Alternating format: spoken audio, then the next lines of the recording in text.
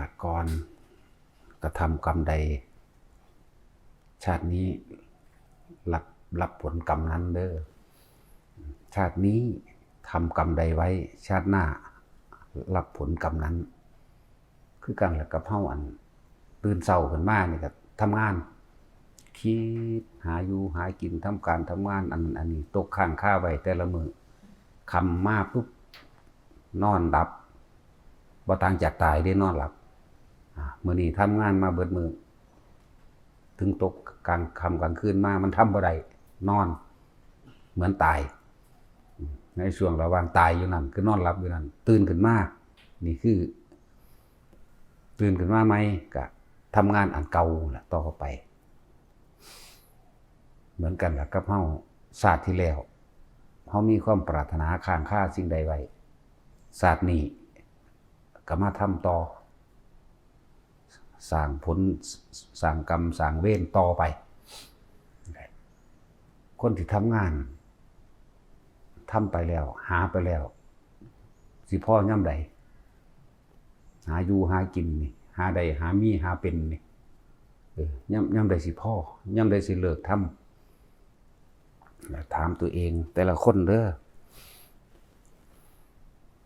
ตราบใดที่เฮายังมีตัณหาคือยังหา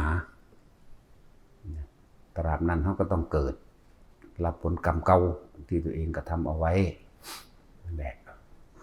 ถึงจะมีผ้าสิทธิ์ไว้อยู่ชาติก่อนทำกรรมใดไว้ชาตินี้รับผลกรรมนั้นชาตินี้ทำกรรมใดไว้ชาติหน้ารับผลกรรมนั้นที่ทำไว้ในชาตินี้เมื่อวานเฮ็ดหยังไว้บ่แล้วค้างคาถ้ายังไม่ตายคือนอนหลับหรือนอนหลับไปแล้วตื่นขึ้นมาใหม่วันนี้ทำต่อนะเฮ็ดต่อได้มื้อวันนี้ทำงานอันใดค้างคาไว้ในใจพรุ่งนี้ทำต่อเนี่ยมันวนมันเวียนอยู่พอสำนีบ่จังว่าพวกเขาหาความรู้สึกของเจ้าของให้เห็นว่าในความรู้สึกนี่เฮามีความยินดีพอใจกับสิ่งใดในความบ่พอใจกับสิ่งใดเฮาก็หาในตัวเองเฮ็ดจังใดเฮาสิเลิกหาใดหยุดหาใดเฮ็ดจังใดเฮาสิเห็นตัวเองคือตัณหาของตัวเองนั่นแหละว่าธรรมะของพระพุทธเจ้ามีทางออกจากการเวียนว่ายแต่เกิดมีทางออกมีทางหยุดจากการแสวงหาในความอยากได้อยากดีอยากมีอยากเป็นแต่เฮาบ่ฝึกหัดตัวเองแต่เฮาบ่นำตัวเองออกมาจากตัณหาของโลกตัณหานี่หาต้นบ่ได้ความอยากนี่หาต้นบ่ได้เลยก็หาปลายก็บ่มีบ่ฮู้ว่าสิอยากไปฮอดไสเลยเฮ็ดไปฮอดไสสุดหม้องใดสุดปลายทางหม้องใดนั่นแหละจึงบอกว่าตัณหาหาที่สุดไม่ได้เหมือนเฮาหาที่สุดของท้องฟ้าขอบฟ้าอยู่ไสนั่นแหละไกลแสนไกลสุดขอบฟ้านี่คือตัณหาในตามิอาจมองเห็นนี่คือการหาเมื่อไหร่จะพอบ่เป็นแต่บ่น้อมเข้ามาหาความคิดเจ้าของเองหาความรู้สึกเจ้าของเองหาว่าเมื่อไหร่จะพอนี่เมื่อไหร่จะหยุดนั่นแหละธรรมะจึงมีคุณค่าสูงสุดประเสริฐสุดและมีอย่างสิมีค่ายิ่งกว่าความจริงที่พระพุทธเจ้าเฮานำออกมาแสดงจึงเรียกว่าธรรมะคือความจริงของชีวิตของคนเฮาตราบใดที่เฮายังมีความอยากได้อยากดีอยากมีอยากเป็นตราบนั้นเฮาก็ยังคิดแสวงหาอารมณ์ต่างๆก็เกิดขึ้นในระหว่างการหาเกิดขึ้นในระหว่างการกระทำกระทบกระทั่งกันความนั้นความนี้อารมณ์ความรู้สึกต่างๆเวลาเฮาแสดงความคิดเห็นของเจ้าของออกมาแต่ละอันแต่ละอย่างตามความได้ยินได้ฟังตามความจดจำมาตามความได้เป็นมาความยินดีพอใจของเจ้าของก็สิพุ่งออกมาก่อนว่าถูกของผู้อื่นผิดนั่นแหละความรู้สึกเกิดพบเกิดเฮาบ่ฮู้ได้ตัวอารมณ์ที่พวกเฮากำลังโมโหให้กันหรือดีใจกับสิ่งใดสิ่งหนึ่งที่ได้มานี่ อารมณ์ความรู้สึกพอใจก็เกิดไม่พอใจก็เกิดนี่แหมในการแสดงความเห็นว่าท่านได้มีเรื่องเล่าอย่างดอกคนเฮาแค่วาดโครงการขึ้นมาอันหนึ่งตั้งโครงการขึ้นมาตัวหนึ่งก็แสดงความเห็นซึ่งกันและกันบ่ท่านได้ลงมือกระทำซะโดยซ้ำไปเพียงแค่ปรึกษากันซื่อมันก็ยังผิดเถียงกันล่ะเนาะผิดเถียงพอเอาความเห็นเจ้าของเป็นใหญ่เอาความคิดเป็นใหญ่ทิฏฐุปาทานคือความคิดเจ้าของเป็นใหญ่ศีลพัตตุปาทานคือสรุปความเห็นเด่นสรุปความเห็นแล้วว่าจากการได้ยินได้ฟังได้รู้ได้เป็นมาได้เห็นมากามุปาทานตามความพอใจของตนพอใจในรูปร่างลักษณะท่าทางแบบนี้สุว่าที่สร้างบ้านสร้างออฟฟิศเอาแบบนี้ดีนั่นพอใจว่าในรูปทั้งสั้นแล้วในรูปร่างลักษณะท่าทางของออฟฟิศนั้นบ้านหลังนั้นนั่นแหละจังว่ารูปรสกลิ่นเสียงเป็นเสบียงแห่งทุกข์ไปในวัฏสงสารอันยาวนานถ้าพวกเฮาบละรูปรสกลิ่นเสียงนี่ก็เป็นไปเกิดไปเย็นไปหามังสุดบ่ได้นั่นแหละจึงว่าตัณหาเท่าใดก็บ่เห็นหาเห็นอยู่ว่าต้นมันอยู่ไสปลายมันอยู่ไสจบเมื่อไหร่หยุดเมื่อไหร่จังว่ายากนำยากย่ำอยากได้ซึ่งว่าต้องฟังไปเรื่อยๆปฏิบัติไปเรื่อยๆเฮ็ดไปเรื่อยๆสะสมกำลังให้มันเกิดความแต่งความกล้าให้มันเกิดความเด็ดขาดเด็ดเดียวให้มันเกิดการว่างมันเกิดได้เพราะว่ามันเห็นทุกข์ในร่างกายก็อย่างหนึ่งทุกข์ในใจก็อย่างหนึ่งแต่ว่ากายกับใจก็เนื่องกันอยู่นั่นแหละว่ากายเป็นที่อาศัยของใจกายเป็นประตูกายเป็นเหมือนดุจดังว่าหน้าต่างเพื่อเอื่นอายตนะตาหูจมูกลิ้นกายร่วมลงใจอีกอาศัยซึ่งกันและกันเพราะว่าเขายังมีความยินดีพอใจในรูปรสกลิ่นเสียงมันก็เลยเกิดน้ำเกิดจากตาจากหูจมูกจากลิ้นจากกายรูปรสกลิ่นเสียงสัมผัสกระทบรู้สึกเก็บไว้ภายในใจของเขาเองนั่นแหละว่าให้หาเจ้าของถ้าเขาโดยความเห็นโดยธรรมชาติสิ่งใดสิ่งหนึ่งเกิดเป็นธรรมดาสิ่งนั้นดับเป็นธรรมดาเขาอาจจะว่าเข้าใจลึกซึ้งแต่เขาเข้าใจลึกซึ้งอยากลึกซึ้งเนี่ยก็คนที่เขาหักนั่นคือพ่อกับแม่เขาปู่ย่าตายายผู้มีพระคุณเขาตายแต่เขาเข้าใจตัวนั้นได้เพิ่นเกิดมาเพิ่นก็ตายแต่ว่าเขาไปยึดกับเพิ่นเขาบ่อยากให้เพิ่นตายเขาบ่อยากให้เพิ่นป่วยเขาบ่อยากให้เพิ่นสูญหายตายจากเขาก็เลยเป็นทุกข์นั่นแหละอารมณ์เขาพอใจให้เพิ่นอยู่แบบนั้นแต่เขาเห็นเพิ่นก็เกิดเป็นธรรมดามีความเปลี่ยนแปลงเป็นธรรมดาในระหว่างการเปลี่ยนแปลงก็ต้องมีความเจ็บความปวดความป่วยความหลายๆอย่างที่ทะเลาะเบาะแหว่งหลายๆอย่างสุดท้ายแล้วก็ตายนี่คือธรรมชาติหลีกเลี่ยงบ่ได้ผู้ได้เกิดก็ตามเกิดแล้วต้องแก่ต้องเจ็บชราตายบางคนก็เกิดแล้วไม่ได้ชราตายตอนเป็นเด็กน้อยก็มีจังว่าคำว่าแก่นี่คือเราแก่อยู่ทุกวันเลยคนบ่รู้จักว่าความแก่บ่แม่นเฒ่าบ่แม่นชราภาพบ่แม่นร่างกายชราหรือ80 90 ปีได้คำว่าแก่เราแก่ทุกวันคือเราต้องทิ้งอยู่ทุกวันมันยังล่ะกินแล้วก็ต้องเหี่ยวต้องทายออกนั่นแหละแก่ขี้มูกออก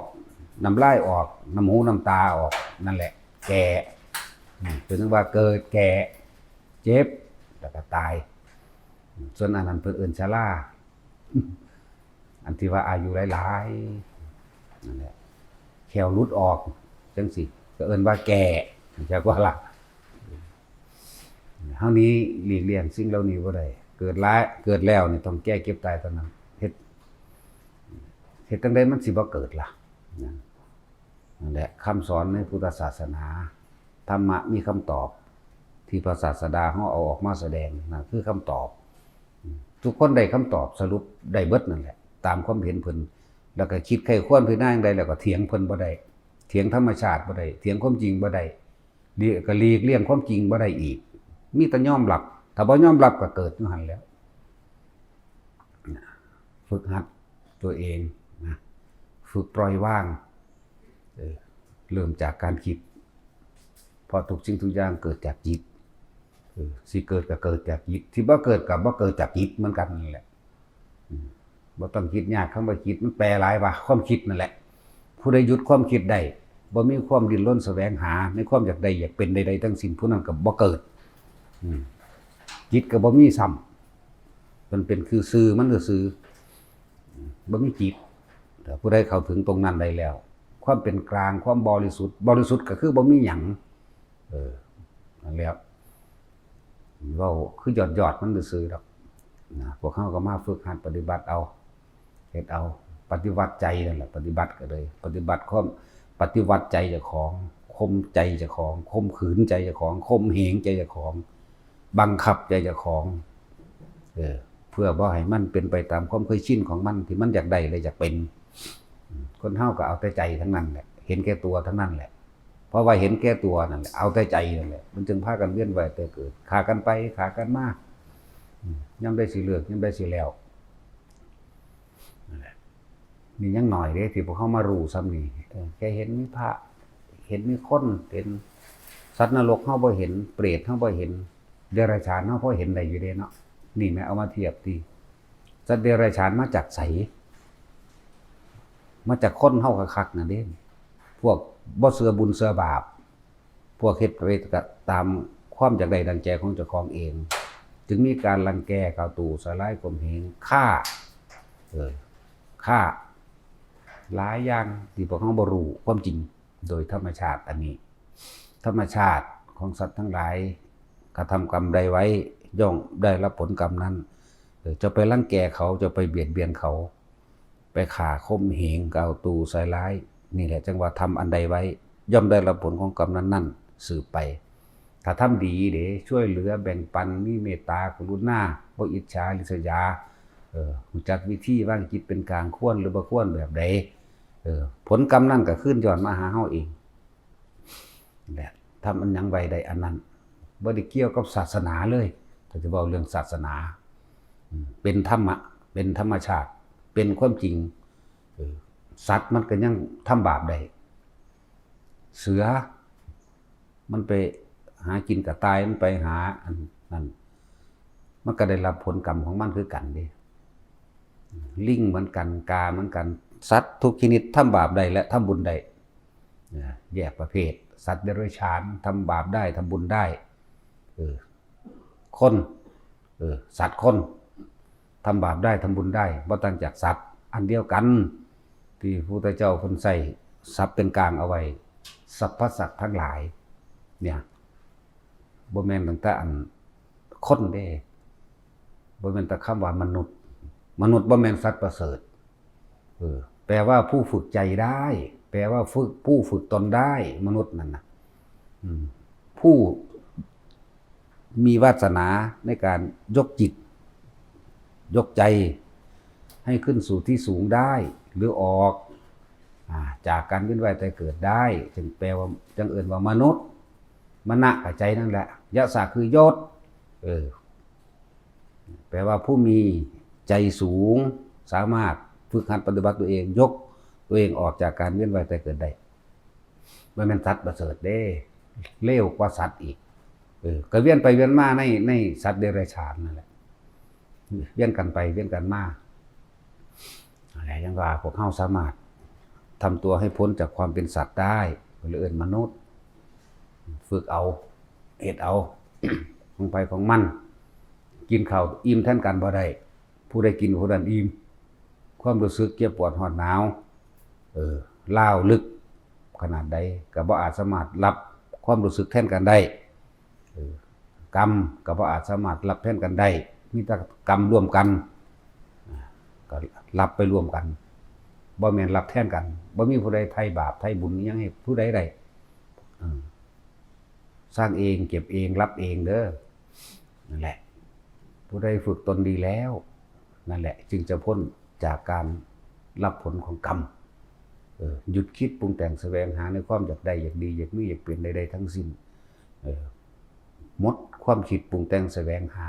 จิตไม่มีที่ตั้งหมายถึงไม่คิดในความอยากเป็นเจ้าฟ้ากษัตริย์ในความอยากเป็นเทวดาในความอยากเป็นนั่นนี่อยากเป็นผู้มีฤทธิ์มีเดชมีอำนาจอยากเป็นผู้มีอิทธิพลอยากเป็นยังก็แล้วแต่เถอะอะไรจังว่าจิตมีที่ตั้งในความอยากเป็นจิตมีที่ตั้งในความอยากได้หยังอยากได้บ้านก็ไปตั้งเอาไว้บ้านหลังนั้นหรือคิดจินตนาการจะได้แบบนั้นนั่นแหละจิตมีที่ตั้งหรือคิดถึงสิ่งที่ตัวเองอยากได้แล้วก็คิดถึงสิ่งตัวเองอยากเป็นนั่นเรียกว่าจิตมีที่ตั้งบัดนี้เฮาลองมาตั้งเอาไว้ตรงลมหายใจเฮาเบิ่งดูถ้าตั้งจิตไว้ที่ลมหายใจตั้งความรู้สึกอันนี้อยู่เพียงแค่ลมหายใจเข้าออกเย็นเข้าเย็นออกอยู่ในโพรงจมูกอยู่แค่ดังหักๆนี่เฮ็ดอยู่แค่นี้แล้วเฮาสิเห็นดอกนายช่างผู้สร้างเรือนคือไผความคิดเจ้าของกับความยึดมั่นถือมั่นของเจ้าของและนายช่างผู้สร้างเรือนไปสร้างเรือนนั้นเรือนนี้คำว่าเรือนเรือนภพจักว่าแล้วจะได้หยังก็สร้างนั่นเอิ้นว่านายช่างผู้สร้างเรือนจะเป็นหยังก็ตามมันสิไปแสวงหาเอาสิเฮ็ดเอาในการกระทบกระทั่งแสวงหาในความคิดปรุงแต่งมีอารมณ์เกิดนี่หั่นพอใจมั่งไม่พอใจมั่งเด้คนอะไรจังว่าพวกเฮาเป็นมนุษย์สามารถฝึกตนได้เอาล่ะพอ